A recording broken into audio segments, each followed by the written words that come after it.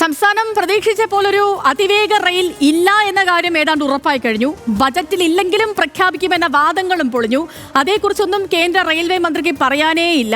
ഈ ശ്രീധരന് എന്തെങ്കിലും ഉത്തരവാദിത്തം നൽകിയതായി കേന്ദ്രമന്ത്രി സൂചിപ്പിച്ചിട്ടുമില്ല. അപ്പൊ കാര്യങ്ങൾ അങ്ങനെയൊക്കെ ആണെങ്കിലും ഈ ശ്രീധരൻ കേന്ദ്ര സർക്കാരിന്റെ അതിവേഗ പാതയ്ക്ക് DPR തയ്യാറാക്കാനായി ഓഫീസ് തുറന്നു കഴിഞ്ഞു. പൊന്നാനിയിലെ ഓഫീസ് നിലവിളക്ക് കൊളുത്തി ഉദ്ഘാടനം ചെയ്തത് അദ്ദേഹത്തിന്റെ ഭാര്യ രാധയാണ്.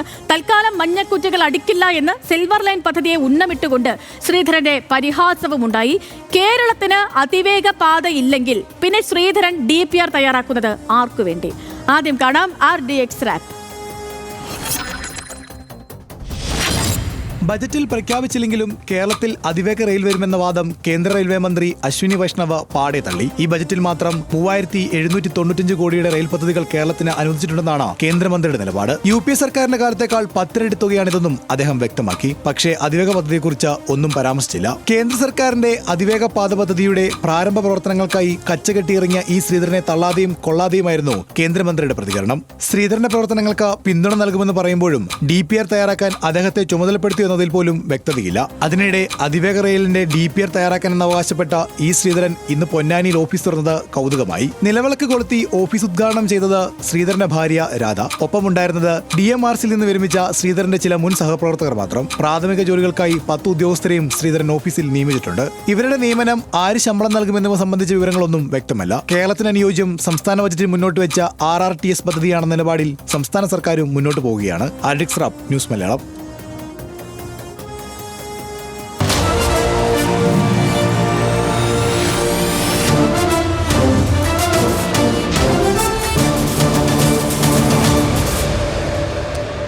അതിവേഗ റെയിൽ എന്ന കേരളത്തിന്റെ സ്വപ്നം പാടെ അവഗണിച്ചായിരുന്നു റെയിൽവേ മന്ത്രി അശ്വിനി വൈഷ്ണവിന്റെ ഇന്നത്തെ പ്രതികരണം.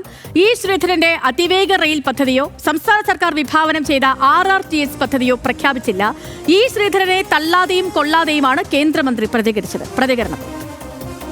I always support the work which Dr. Sridharan is doing. Will Kerala get a high-speed rail? Definitely all states, as we see, the first phase was Mumbai to Ahmedabad. Second phase is 7 projects, in which 2 are in north and east, 3 and 5 are in west and south.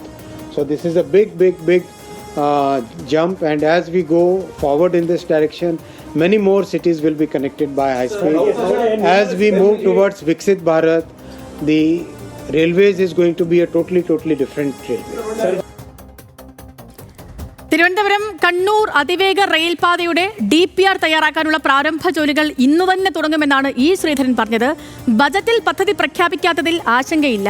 ഏറ്റെടുക്കുന്ന ഭൂമിക്ക് നല്ല വില നൽകുമെന്നും ഈ ശ്രീധരൻ പറഞ്ഞു. ആ വാക്കുകൾ കൂടി കേൾക്കാം.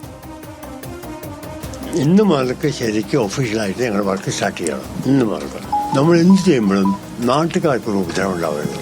എന്ത് ചെയ്താലും അവർക്ക് ക്ലാശകരമായ ഒരു സാധനം ചെയ്യരുത്. വല്ല ബുദ്ധിമുട്ടുണ്ടെങ്കിൽ നമ്മൾ അതിനുള്ള പ്രതിവിധി കാണണം. അതാണ് നമ്മുടെ ആവശ്യം. ഇപ്പം വിഷയവുമായി ബന്ധപ്പെട്ട ഡേറ്റ കാർഡുകളിലേക്ക് ഇനി നമ്മൾ പോവുകയാണ്. എന്താണ് ശ്രീധരന്റെ പ്ലാൻ എന്ന് ഇനി നമുക്ക് പരിശോധിക്കാൻ നോക്കൂ. ഔദ്യോഗിക അറിയിപ്പ് വൈകുന്നത് കൊണ്ട് തന്നെ നേരത്തെ പ്രവർത്തനം തുടങ്ങുന്നുവെന്നാണ് ഈ ശ്രീധരൻ ഇന്ന് പറഞ്ഞത്. ഏപ്രിൽ അവസാനം ആരംഭിക്കുന്ന ഫീൽഡ് വർക്ക് ജൂൺ 1 തന്നെ തീർക്കുമെന്നും ഈ ശ്രീധരൻ ഇന്ന് മാധ്യമങ്ങളോട് പറഞ്ഞു. ഒരേ സമയം 4-5 സ്ഥലങ്ങളിൽ സർവേ നടത്താനാണ് തീരുമാനമെന്നും ഈ ശ്രീധരൻ പറയുകയാണ്. ഏതെല്ലാം ഭാഗങ്ങളിൽ ഏതെല്ലാം വിധത്തിലുള്ള പാതയാകും അനുയോജ്യമെന്നും പഠിക്കുമെന്ന് ശ്രീധരൻ പറയുന്നു. ഒപ്പം സ്റ്റേഷനുകൾ ഏതെല്ലാം വേണമെന്നതിൽ ധാരണയായിട്ടുണ്ടെന്നും ഈ ശ്രീധരൻ പറഞ്ഞു വെക്കുന്നുണ്ട്. ഇന്ന് ജനങ്ങളുടെ സംശയം നേരിട്ടെത്തി ദൂരീകരിക്കുമെന്നും അദ്ദേഹം വിശദീകരിക്കുന്നുണ്ട്.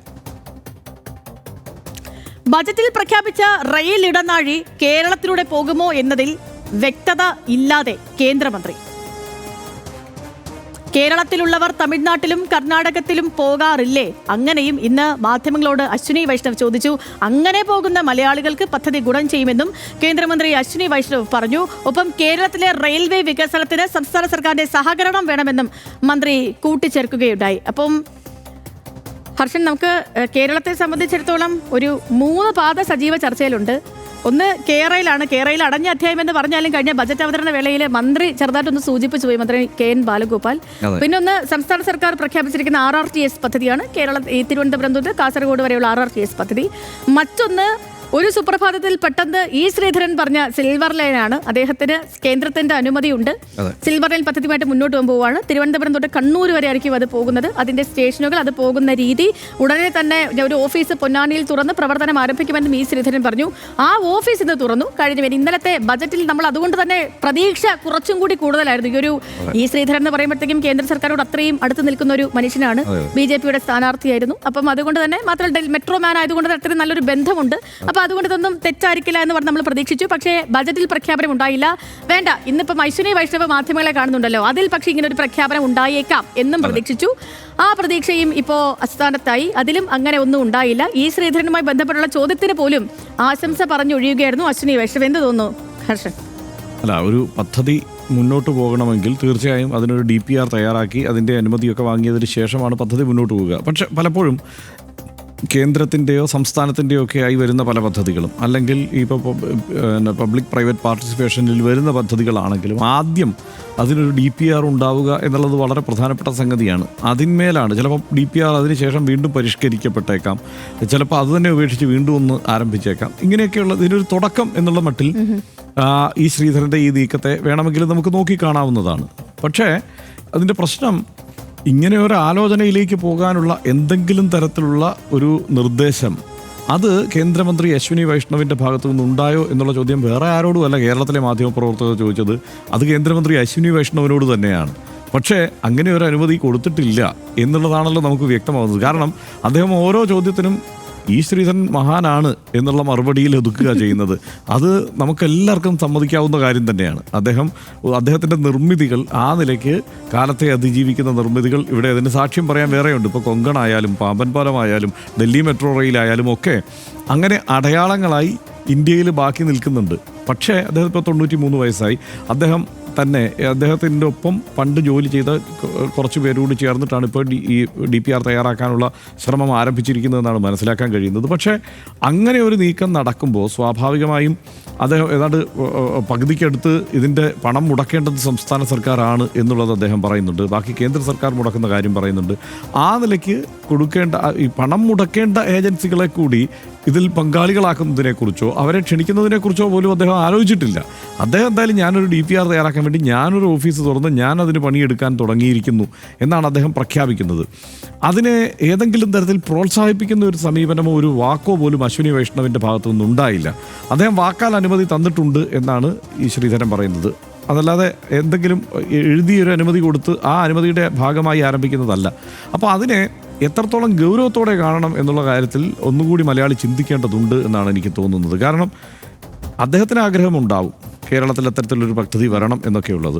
പക്ഷേ അതിന് കേന്ദ്ര സർക്കാർ ഏതെങ്കിലും തരത്തിലൊരു അനുമതി കൊടുത്തിട്ടില്ല. പകരം ശ്രീധരൻ അത് പ്രഖ്യാപിക്കുന്നതോടെ നമ്മൾ മാധ്യമങ്ങളടക്കം അതിന് കേന്ദ്രം കൊടുക്കുന്നതിൻ്റെ ആ പരിധിക്കും അപ്പുറത്തുള്ള പ്രാധാന്യം കൊടുക്കുന്നു. പിന്നെ നമ്മൾ ആഗ്രഹിക്കുന്നുണ്ട് കേരളത്തിൽ ഇത്തരത്തിലുള്ളൊരു പദ്ധതി എന്നുള്ളത്. അതുകൊണ്ട് യഥാർത്ഥത്തിൽ കേന്ദ്രം അത്രയും ഗൗരവത്തോടെ അല്ല ശ്രീധരൻ്റെ ഈ നീക്കത്തെ കാണുന്നത്. സംസ്ഥാനം കുറച്ചുകൂടി ഗൗരവത്തോടെയാണ് കാണുന്നതെന്ന് എനിക്ക് തോന്നുന്നത്. കാരണം അതിൽ കമൻറ്റ് വന്നു, സംസ്ഥാന സർക്കാരിൻ്റെതായ കമൻറ്റുകൾ വന്നിട്ടുണ്ട്. സംസ്ഥാന സർക്കാരിൻ്റെ ആലോചനയെക്കുറിച്ചും പറയുന്നുണ്ട്. നഗരവികസനകാര്യ മന്ത്രാലയത്തിൻ്റെ നിർദ്ദേശത്തോടെ തന്നെയാണ് സംസ്ഥാന സർക്കാർ ഈ കാര്യത്തിലൊരു പ്രോജക്റ്റ് തയ്യാറാക്കുന്നത് എന്ന് നമ്മളന്ന് ചർച്ച ചെയ്തതാണ്. ഇത് രണ്ടും കൂടി ഒന്നാക്കിയാൽ നല്ലതാണ്. കാരണം ഒന്ന് 12 വർഷവും ഒന്ന് 5 വർഷവുമാണ് സമയപരിധി പറയുന്നത്. ഒന്ന് തിരുവനന്തപുരം മുതൽ കണ്ണൂർ വരെയും മറ്റൊന്ന് തിരുവനന്തപുരം മുതൽ കാസർഗോഡ് വരെയാണ് പറയുന്നത്. നമുക്ക് അപ്പോൾ ഇത് രണ്ടും കൂടെ മിക്സ് ചെയ്തിട്ടുള്ള ഒരു പരുവത്തിലുള്ള ഒരു സംഗതിയാണ് യഥാർത്ഥത്തിൽ നമുക്ക് വേണ്ടത് എന്നൊക്കെ നമ്മൾ ആഗ്രഹം പ്രകടിപ്പിച്ചു. പക്ഷേ ഇന്നിപ്പം വ്യക്തമാവുന്നത് കേന്ദ്ര സർക്കാരിന് ഇതിൽ ഒരു വ്യക്തതയില്ല. അപ്പം നമുക്ക് കേന്ദ്ര സർക്കാർ പലപ്പോഴും ബജറ്റിനകത്തായിരിക്കില്ല ഈ എല്ലാ പദ്ധതികളും പ്രഖ്യാപിക്കുക. പക്ഷേ ഇന്നിപ്പോൾ അശ്വിനി വൈഷ്ണവ് വീണ്ടും മാധ്യമങ്ങളെ കാണാൻ തീരുമാനിക്കുമ്പോൾ, അതും കേരളത്തിലെ മാധ്യമങ്ങളെ തന്നെ പ്രത്യേകം കാണാൻ തീരുമാനിക്കുമ്പോൾ സംസ്ഥാനത്തെ BJP നേതൃത്വം അടക്കം എന്തൊക്കെയോ ഏറെ പ്രതീക്ഷിച്ചിട്ടുണ്ട്. അതുകൊണ്ടാണ് രാവിലെ രാജീവ് ചന്ദ്രശേഖർ പറഞ്ഞത് ഇന്ന് വൈകിട്ട് അശ്വിനി വൈഷ്ണവ് നിങ്ങൾ കേരളത്തിലെ മാധ്യമങ്ങളെ കാണുന്നുണ്ട്, അപ്പോൾ കാര്യങ്ങളെല്ലാം പറഞ്ഞുള്ളത്. അദ്ദേഹം പറഞ്ഞത് UPA സർക്കാരിൻ്റെ കാലത്തുള്ളതിനേക്കാൾ കൂടുതൽ കാര്യങ്ങൾ ഞങ്ങളിപ്പോൾ അനുവദിച്ചിട്ടുണ്ട് എന്ന് പറഞ്ഞ് കേരളത്തിലെ BJP നേതൃത്വത്തിൻ്റെ ഒരു ആശ്വാസമേകുക എന്നുള്ളത് മാത്രമായിരുന്നു അദ്ദേഹത്തിൻ്റെ ദൗത്യം. അതിനപ്പുറത്ത് കാര്യങ്ങളൊന്നും പുതുതായിട്ട് പ്രഖ്യാപിക്കാൻ അവർ ഉദ്ദേശിക്കുന്നില്ല. അതുകൊണ്ട് ബജറ്റിനപ്പുറത്ത് കാര്യങ്ങൾ നടപ്പാക്കും BJP അല്ലെങ്കിൽ കേന്ദ്ര സർക്കാർ. അതാണ് കേന്ദ്ര സർക്കാരിൻ്റെ ഒരു സമീപനം എന്ന് നമ്മൾ അംഗീകരിച്ചാലും ഈ പ്രോജക്റ്റിന്റെ കാര്യത്തിൽ ആ കാര്യത്തിൽ എനിക്കൊരു ഉറപ്പും തോന്നുന്നില്ല. ആ കാര്യത്തിൽ എനിക്ക് ഇത്രയും മുതിർന്ന ഒരു നേതാവാണ് അദ്ദേഹം, ഒരു നേതാവ് തന്നെയാണല്ലോ അദ്ദേഹം. BJPയുടെ തെരഞ്ഞെടുപ്പിനെ നയിച്ച മുഖ്യമന്ത്രി സ്ഥാനാർത്ഥിയായി തെരഞ്ഞെടുപ്പിനെ നയിക്കുകയും അന്ന് തന്നെ പാലക്കാട് ഓഫീസ് തുറക്കുകയൊക്കെ ചെയ്ത ആളാണ് ഈ ശ്രീധരൻ. അദ്ദേഹം നന്നായി വോട്ട് പിടിക്കുകയും ചെയ്തു കേട്ടോ, അങ്ങനെ വെറുതെ പറയരുതല്ലോ. അദ്ദേഹം തരക്കേട്ടില്ലാതെ വോട്ട് പിടിക്കുകയും ചെയ്ത നേതാവാണ്. അപ്പോൾ അങ്ങനെ ഒരു ഒരു വ്യക്തിയെ ഇങ്ങനെ ഇരുട്ടത്ത് നിർത്തരുത്. കാരണം കേന്ദ്ര സർക്കാർ അങ്ങനെ ചെയ്യരുത് എന്നുള്ളതാണ് എൻ്റെ അഭിപ്രായം. ഇന്നിപ്പം രാജീവ് ചന്ദ്രശേഖര മാധ്യമങ്ങളെ കണ്ടപ്പോൾ ഈ പറഞ്ഞ പോലെ ഈ ഇവിടെ സംസ്ഥാന BJPയും പ്രതീക്ഷിച്ചില്ലല്ലോ ഇങ്ങനെ ഒരു ബജറ്റ് ആയിരിക്കുമെന്നും, അല്ലെങ്കിൽ ഈ സ്പീഡ് റെയിലൊക്കെ അവരും പ്രതീക്ഷിച്ചതാണ്. പക്ഷെ അങ്ങനെ ഒരു പ്രഖ്യാപനം ഉണ്ടായില്ല. അപ്പം അവർ പറഞ്ഞത് കേന്ദ്ര സർക്കാർ ഇങ്ങനെ എല്ലാം ബജറ്റിൽ കൂടി പ്രഖ്യാപിക്കുന്നതല്ല. ഇവിടെ ഇത്രയും വന്ദേ ഭാരത് വന്നില്ലേ, അതൊക്കെ ബജറ്റിൽ പ്രഖ്യാപിച്ചിട്ടാണ് ഇവിടെ വന്ദേ ഭാരത് വന്നത്. ഞങ്ങൾ ഇത്രയും ഈ പദ്ധതികൾ ഇവിടെ തന്നില്ലേ, അതൊക്കെ ബജറ്റിൽ പ്രഖ്യാപിച്ചാണോ? അങ്ങനെയൊക്കെ പറഞ്ഞൊരു നൈസ് പ്രതിരോധം തീർക്കുകയായിരുന്നു രാജീവ് ചന്ദ്രശേഖർ. ഹർഷൻ, ഞാൻ ചോദിക്കുന്ന ഒരു കാര്യം, ഇത് ഈ BJP കേന്ദ്ര സർക്കാരും ഇപ്പോഴത്തെ BJP എന്ന് വെച്ചാൽ ഈ വല്ലാണ്ടങ്ങ് തന്ത്രം മെനയുന്ന കൂട്ടത്തിലാണ്, രാഷ്ട്രീയ തന്ത്രം മെനയുന്ന കൂട്ടത്തിലാണ്. അവരുടെ ഒരു സോഷ്യൽ എഞ്ചിനീയറിംഗിൻ്റെ ഒരു വഴി അങ്ങനെയാണ്. അപ്പം ഈ തിരഞ്ഞെടുപ്പ് വരുന്നത്, ഇപ്പം ഇലക്ഷൻ നോട്ടിഫിക്കേഷൻ വരുന്നതിന് തൊട്ട് മുൻപെങ്ങാനും ഒരു സ്പീഡ് റെയിൽ പ്രഖ്യാപിക്കാൻ എന്തെങ്കിലും സാധ്യത ഒന്നുണ്ടോ? അല്ല, ഇനിയിപ്പോൾ നമ്മൾ അങ്ങനെ ഒക്കെ പ്രഖ്യാപിക്കുമെന്ന് എനിക്ക് സംശയമാണ്. കാരണം ഇനി തെരഞ്ഞെടുപ്പിന് ചെറിയ കാലമാണ് ബാക്കി. പക്ഷേ ഔദ്യോഗികമായി സർക്കാർ പ്രഖ്യാപിച്ചില്ലെങ്കിലും നേതാക്കന്മാർ പ്രഖ്യാപിക്കും. അതെ, അതിപ്പോൾ പ്രഖ്യാപിക്കുന്നത് പതിവാണല്ലോ. സുരേഷ് ഗോപി 3-4 ജില്ലകൾക്ക് ഇല്ലേ എയിംസ് കൊടുത്തിട്ടില്ലേ? ആ രീതിയിലുള്ള പ്രഖ്യാപനങ്ങൾ ഉണ്ടാവും. തമിഴ്നാട്ടിലും കൊടുത്തു കഴിഞ്ഞു എയിംസ് അദ്ദേഹം. അപ്പോൾ ആ നിലയിലുള്ള ചില പ്രഖ്യാപനങ്ങൾ ഉണ്ടാവും എന്നുള്ളത് ഒഴിച്ചാൽ ഒരു സോളിഡായിട്ടുള്ള ഒരു പ്രോജക്റ്റിലേക്ക് കടക്കാൻ തക്കവണ്ണമുള്ള പ്രഖ്യാപനം ഉണ്ടാവാനുള്ള സാധ്യത കുറവാണ്. ഓക്കെ, അപ്പം ഈ പറഞ്ഞതുപോലെ കേന്ദ്രമന്ത്രി വരെ തള്ളിക്കളഞ്ഞിട്ടും പ്രതീക്ഷ കൈവിടാതെ ഇപ്പോഴും വൻ പോസിറ്റീവ് വൈബിലാണ് നമ്മുടെ മെട്രോമാൻ ഈ ശ്രീധരൻ. DPR തയ്യാറാക്കാൻ കേന്ദ്ര റെയിൽവേ മന്ത്രി തന്നോട് പറഞ്ഞിരുന്നു എന്നാണ് ഇപ്പോഴും ഈ ശ്രീധരൻ പറഞ്ഞുകൊണ്ടേയിരിക്കുന്നത്. ഇതെല്ലാം വ്യക്തമാക്കേണ്ട കേന്ദ്രമന്ത്രി അശ്വിനി വൈഷ്ണവ് ആകട്ടെ ഞാൻ ഈ നാട്ടുകാരനേ അല്ല എന്ന മട്ടിൽ ചോദ്യങ്ങളിൽ നിന്നും നൈസായിട്ട് എസ്കേപ്പ് ആയതും നമ്മളിന്ന് കണ്ടു. ഫലത്തിൽ കേരളയിലും അതിവേഗ റെയിൽപാതയും RRTSും ഇങ്ങനെ വിവാദങ്ങളുടെ ട്രാക്കിൽ കിടന്ന് തുടരുമെന്നാണ് തൽക്കാലം നമുക്ക് മനസ്സിലാകുന്ന ഒരു കാര്യം. ഗ്രീൻ സിഗ്നൽ ലഭിക്കാൻ ഇനിയും ഒരുപാട് കാലം നമുക്ക് കാത്തിരിക്കേണ്ടി വരും. തൽക്കാലം അതിവേഗ ട്രെയിനിലൊക്കെ പോകാൻ ആഗ്രഹിക്കുന്ന മലയാളികളെ കേന്ദ്രമന്ത്രി പറഞ്ഞതുപോലെ തമിഴ്നാടോ കർണാടകയിലോ ഒക്കെ പോയി ഇത്തരം ട്രെയിനുകളിൽ യാത്ര ചെയ്ത് സായുജ്യം അടങ്ങും, അത്രേ നമുക്ക് പറഞ്ഞിട്ടുള്ളൂ. എന്താണെങ്കിലും പ്രിയപ്പെട്ട പ്രേക്ഷകരെ, തൽക്കാലം നമുക്ക് കേന്ദ്രത്തിന്റെ അതിവേഗ പാതയുമില്ല, കേരളത്തിന്റെ RRTSന് അനുമതി നൽകാനുള്ള സാധ്യതയും മുന്നിലില്ല എന്ന യാഥാർത്ഥ്യത്തെ ഉൾക്കൊള്ളാം. RDXൽ ഒരു ചെറിയ ഇടവേള.